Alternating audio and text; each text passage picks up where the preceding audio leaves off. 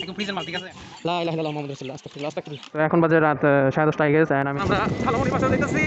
দেন ওরে পার করে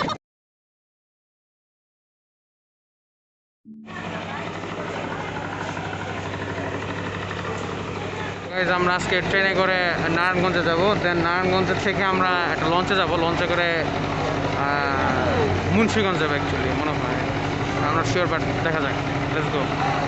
তো আমি আর আমার খালামণিরা মিলে দুপুর 3টার দিকে আমরা গ্যান্ডারিয়া রেল স্টেশনে আসি এবং গ্যান্ডারিয়া রেল স্টেশনে এসে আমরা মানে কি বলবো টিকিট কিনলাম। এই হচ্ছে সেই টিকিট। কত টাকা মনে নেই, মনে হয় 15 টাকা। এবং এই টিকিট দিয়ে আমরা গ্যান্ডারিয়া থেকে নারায়ণগঞ্জে একদম আরামসে যেতে পারবো। আর সবচেয়ে কষ্টের ফ্যাক্ট হচ্ছে সিট পাওয়া যাবে না। এগুলা পাবলিক ট্রেন, মানে কম টাকা প্লাস কেউ টাকা দিয়েও টিকিট কিনে না, মানে ধুম দারুম ঢুকে যায়। আর খুব গরম ছিল, মানে অনেক গরম ছিল অ্যাকচুয়ালি। ভাবছিলাম শীতকাল ঠান্ডা লাগবে। তো ট্রেন আর প্রায় মনে করো 15 মিনিট পরেই ট্রেনটা ছাড়া শুরু করলো। আর ট্রাই করেছিলাম যে একটু বাইরের মানে সিনারিগুলো নিতে, প্লাস ভিতরের সিনারিগুলো ভালো মতো দেখাতে, কিন্তু অ্যাকচুয়ালি সবাই অদ্ভুতভাবে তাকাইছিল। এই জিনিসটা আমার কাছে খুবই বাজে লাগছে। এটা স্বাভাবিক। এই জন্য ট্রেনের ভিতরে ঢুকে আমি কোনো বক বক করে নেই। আচমকা আমার দিকে ক্যামেরা ঘুরাই, আবার সবার দিকে ক্যামেরা ঘুরাই। কিন্তু সবচেয়ে মজার জিনিস হচ্ছে ট্রেনে চলার মজাই আলাদা। ঝকঝক ঝকঝক করে চলতে থাকে। তো অনেক কষ্টের পরে একটা সিট পেলাম, কিন্তু জানালার পাশে সিট হলো না। আমি বললাম, ভাই আমার জানালার পাশে সিটটা দেন, কিন্তু বেটাই দিল না। তবে কিছুক্ষণ পরেই আমরা আরেকটা রেল স্টেশনে যাওয়ার পরে আমি সিট পাই জানালার পাশে, এবং ওই যে আমার খালাতো ভাই দেখ ওকে। কিন্তু সবচেয়ে মজার জিনিস হচ্ছে ট্রেনের বাতাসটা মানে অতটা স্যাটিসফ্যাকশন ছিল না, কারণ হচ্ছে ঢাকার মধ্যে, তো মানে ঢাকার আবহাওয়া তো বুঝতেই পারতেছো, লাইক মানে ওরকম মানে ফিল দেয় না। যেমন হচ্ছে আমি অনেক আগে, প্রায় 2 বছর আগে সীতাকুণ্ডে গেছিলাম কক্সবাজারে, এখন লাগতেছে। তো ওই সময় ট্রেনে করে যাওয়াটা মজা আলাদা ছিল। তো আমরা 4:30টার দিকে বা 4:15 দিকে আমরা ওই নারায়ণগঞ্জ এসে পড়ি, এবং এই যে নামলাম। নেমে দেখলাম যে মানুষ অনেক অ্যাকচুয়ালি ট্রেনে ছিল, ভাবছিলাম খুব কম মানুষ। আমরা এখন নারায়ণগঞ্জের রেল স্টেশন আছি, এখন আমরা লঞ্চে উঠবো। লঞ্চে করে আমরা এখন মুন্সিগঞ্জ যাবো, মুন্সিগঞ্জ। Let's go. তো এটা আচমকা একটা ব্লগ গাইস, মানে এই ব্লগের জন্য আমরা একদম রেডি ছিলাম না। তো আমরা এখন লঞ্চে টিকিট কাটবো, দেন আমরা মুন্সিগঞ্জ যাবো। এখন আমরা যাবো লঞ্চে। সবাইকে আসছে, সবাই আসছে। তো আমরা শীতলক্ষার নদীতে আছে গাইস। ও মাই গড। ওকে, ওই যে মুন্সিগঞ্জ চলে যাচ্ছে গাইস।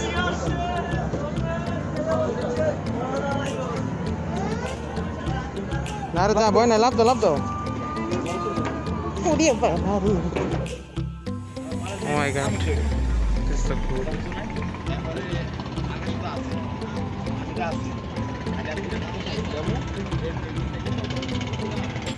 হ্যাঁ গাইস, আমি কিন্তু সাঁতার জানি না, ঠিক আছে? এই জন্য পানিটার আরো বেশি ভয় লাগে। ছোটবেলায় একবার পুকুরে নামছিলাম, প্লাস ডুবার অবস্থা হয়ে গেছিল, ডুবো ভাব। পরে অনেক কষ্টে সার্ভাইভ করছিলাম, বাট আর অন্যদিকে যদি আমরা দেখি, এই জায়গাটা অ্যাকচুয়ালি ভালো, প্লাস গ্যাদারিং করছে অনেক, কিন্তু কেউ মাস্ক পরে না। এই জিনিসটা খুব বাজে লাগছে। হ্যাঁ, কে মাস্ক পরে? এখন কেউ করোনার কেয়ারই করে না। আর অন্যদিকে হচ্ছে প্রায় যে 4:20-এর দিকে মনে হয়, মানে টোটাল 20 মিনিট লাগছিল এই লঞ্চটি ছাড়তে। দেন 20 মিনিট পরে লঞ্চটি চলা শুরু করে, এবং আমি আর আমার খালাতো ভাই ও বেচারা এত রোদ তাকাতে পারছে না। লঞ্চটি 10 মিনিট চলার পরে টিকিট ম্যান আসে লুঙ্গি পরে, এবং সে সবার কাছ থেকে টাকা নিচ্ছিল, প্লাস হচ্ছে সবার টিকিটগুলা চেক আপ করছিল, এই আর কি। সবাই নৌকা ভ্রমণ করবা, ঠিক আছে? নৌকা ভ্রমণের মজাই আলাদা। মানে চারিদিকে নদী বা পানি, আর তুমি মাঝখান দিয়ে যাচ্ছ, আর আশেপাশের সিনারিগুলা মানে বিয়ন্ড লেভেল ফিলিংস দেয়। তো সবার উচিত নৌকা ভ্রমণ করা, but life jacket must, cause আল্লাহ মাফ করুক। আসলে নদীপথের যাত্রা হচ্ছে আসল যাত্রা আমার দিক দিয়ে যা মনে হয়, কারণ হচ্ছে ধুলাবালি নাই, ধোঁয়া নাই, মানে একদম ফ্রেশ।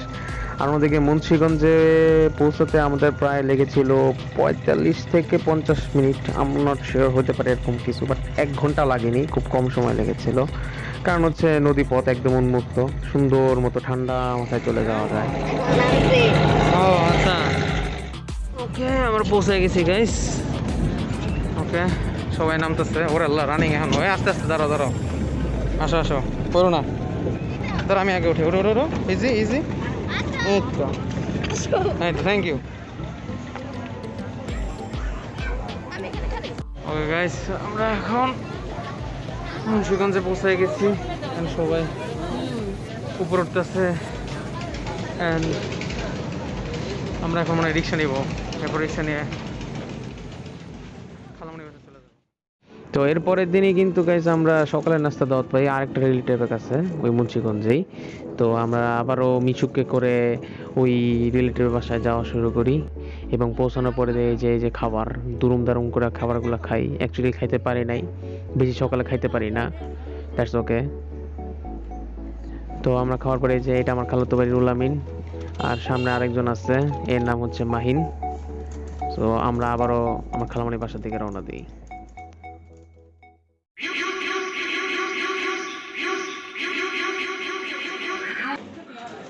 আমি আসলে জামাই না, ওকে।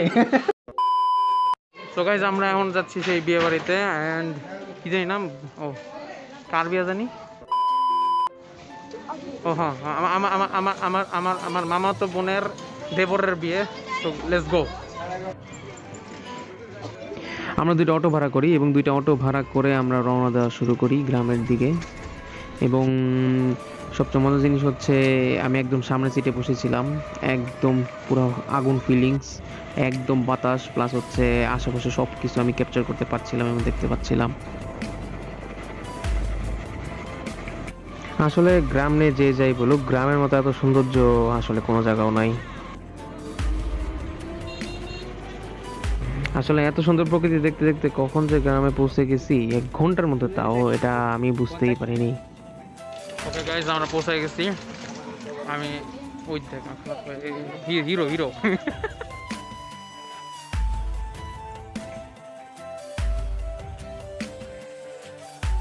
গাইজ আমরা বিয়ের সেটে এসে পড়ছি। এখন আমরা এখন বোম খেতে যাবো। এখন আমরা বোম খাবো, ঠিক আছে? দেখা যাক কি কি রাখছে খাবারে।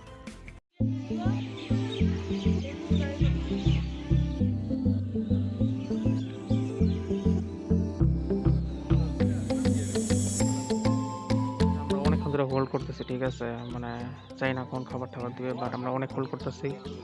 এই যে এটা আমার, এটা কি জানি, তোমার নাম কি বললো? এই পোলার নাম হচ্ছে সিফা। তো আমার সঙ্গী এখন, ঠিক আছে, আমার একসাথে বসে আছে, আমরা একসাথে বোম খাবো। ইয়া দৌড়ায় গেছে, দেখছো দৌড়ায় গেছে। আমরা সিটে বসে পড়ছি, আর আমরা খাবো, ঠিক আছে, বোম খাবো। Let's go.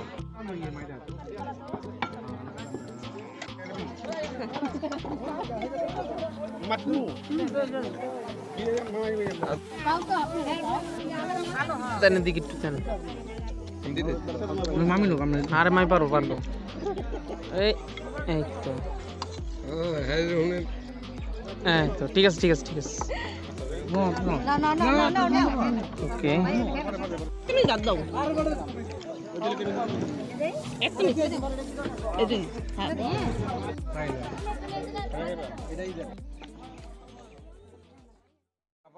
তো খাবার খাওয়া শেষ করে শিউলির ওখানে গিয়ে আমি 2000 টাকা গিফট করে আসলাম।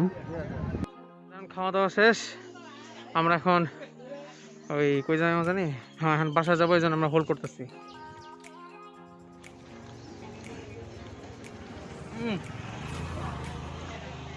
একদম ফ্রিজের মাল, ঠিক আছে, original Coca Cola, sponsored by me. So guys always কিনবো কোকা কোলা, ঠিক আছে, Coca Cola is the best. 7 of 10 কিছু খাওয়ার দরকার নাই, যদি কিনবা বাসায় নিয়ে যাবো, অলওয়েজ কোকা কোলা নিয়ে যাবো, ঠিক আছে, Coca Cola is the best. Cheers.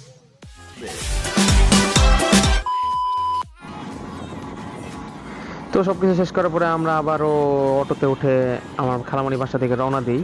কিন্তু কথা হচ্ছে যে চেয়েছিলাম আমি আমার নানু বাড়ির কিছু ফুটেজ দিতে, কিন্তু সেখানে যাওয়া হয়নি। কারণ হচ্ছে আমার গ্রামের বাড়ি হচ্ছে অন্য জায়গায়, আর বিয়ে বাড়ি হচ্ছে আরেক জায়গায়। সো এখানে মানে যাওয়া হয়নি, তবে নেক্সট ব্লগে অবশ্যই করব। এখন তৃতীয় দিন, আমরা এখন ঢাকার দিকে রওনা দিব, আর আজকে আমি বাসার দিকে যাবো। হ্যাঁ হ্যাঁ, মিশু গেল, ধরো ধরো ধরো। তো এবার অনেক হলো, এবার বাসায় যাওয়ার পালা। তো আমরা সকালবেলা মিশুকে উঠি এবং মিশুকে উঠে আমরা মুক্তাপুর ব্রিজের দিকে রওনা দিই এবং মুক্তাপুর ব্রিজে উঠে আমরা গুলিস্তানের উদ্দেশ্যে একটা বাসের টিকিট কাটি এবং এই বাসের টিকিট কেটে আমি আমার সিটে বসি এবং সিটে বসার পরে টিকিটটা দেখি 60 টাকা, অ্যাকচুয়ালি 60 টাকা নিছে। অ্যান্ড বাস চলা শুরু করে। বাস চলতে চলতে আমরা মুক্তাপুর ব্রিজে উঠি এবং এটি হচ্ছে বুড়িগঙ্গা, যেটি দেখছেন এই যে এত বড় নদী, এটা হচ্ছে সবচেয়ে বিখ্যাত, পুরো বাংলাদেশের বিখ্যাত নদী বুড়িগঙ্গা, যদির অবস্থা খুবই খারাপ, খুবই খারাপ। তো তারপরে প্রায় অনেকক্ষণ পরে আমি গুলিস্তানে পৌঁছাই এবং গুলিস্তানে ওয়েলকাম বাসে উঠি। এই যে আমি ওয়েলকাম বাসে উঠে বসে আছি সাভারের উদ্দেশ্যে।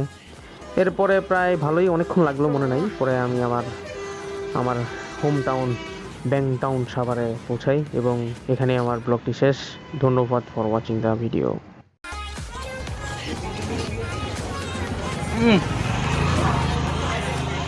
একদম ফ্রিজের মাল, ঠিক আছে।